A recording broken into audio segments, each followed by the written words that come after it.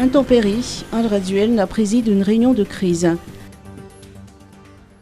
Pour manifester sa solidarité aux familles des 10 victimes des intempéries de ces derniers jours dans la capitale, le président André Duel a décidé de ne pas se rendre à Mahanour pour l'ouverture officielle de la campagne de reboisement 2022. Il a en revanche présidé aujourd'hui une réunion de crise sur les dispositions à adopter pour prévenir les risques d'éboulement et autres incidents liés aux intempéries, ainsi que sur les dispositifs d'aide aux sinistrés des intempéries et personnes en détresse à renforcer. Le reboisement prévu aujourd'hui au Palais d'État Diavelou a été reporté à une date ultérieure. Bilan provisoire des intempéries. 10 décès, 10 rescapés, 12 130 sinistrés. Les intempéries de ces derniers jours en Tananarive ont fait 10 morts, 10 rescapés, 12 130 sinistrés et 2 798 personnes déplacées, d'après le bilan provisoire publié par le Bureau national de gestion des risques et catastrophes au BNGRC.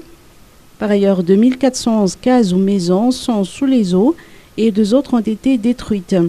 Les interventions de secours se multiplient depuis lundi soir pour venir en aide aux victimes. Sur le plan national, le Centre d'études et de réflexion, de veille et d'orientation au cerveau du BNGRC est opérationnel et une réunion d'urgence s'est tenue hier afin de donner les consignes de vigilance aux autorités concernées par les fortes pluies et les glissements de terrain. Sur le plan local, les opérations d'évacuation continuent et des travaux de déploiement sont entrepris. Les autorités ont entamé la réhabilitation du canal Indiatan en mettant en place 500 sacs de sable pour colmater la brèche causée par les eaux à Koronjan Anjanmaïr.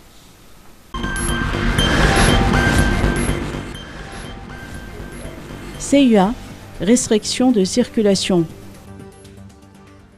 Face aux risques liés aux intempéries de ces derniers jours, des restrictions de circulation en ville ont été décrétées par la CUA.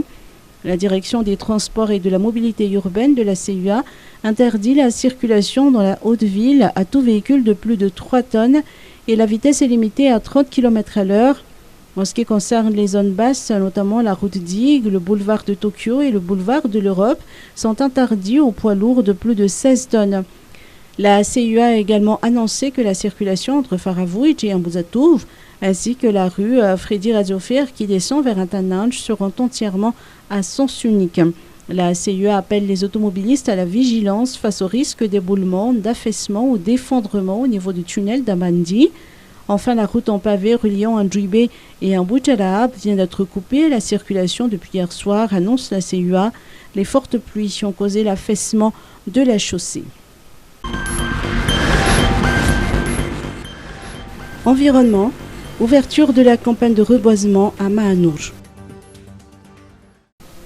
50 000 jeunes plantes et 75 000 graines autochtones ont été mis en terre sur une superficie de 75 hectares durant la journée d'ouverture de la campagne de reboisement 2022, aujourd'hui à Amparaf, à la Fouctan de Tindorou, commune de Mahanour. La zone de plantation a été départagée en 2 parcelles.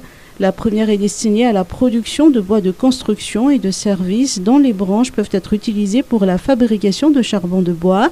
La seconde parcelle est consacrée à la restauration forestière. En l'absence du président André Duel, c'est la ministre de l'Environnement et du Développement durable, Bomiaf Tzivaïna Nirin, qui a ouvert officiellement la campagne. Elle a mis l'accent sur le rôle fondamental des forêts humides de l'Est dans le maintien de processus écologiques indispensables à la survie de la biodiversité du pays. Elle a donc fait appel à la contribution de tous, fonctionnaires, enseignants, étudiants, politiciens, associations, ONG, communautés religieuses, militaires ou civiles, professionnels et particuliers, pour concrétiser l'engagement du président de la République de couvrir Madagascar de forêts.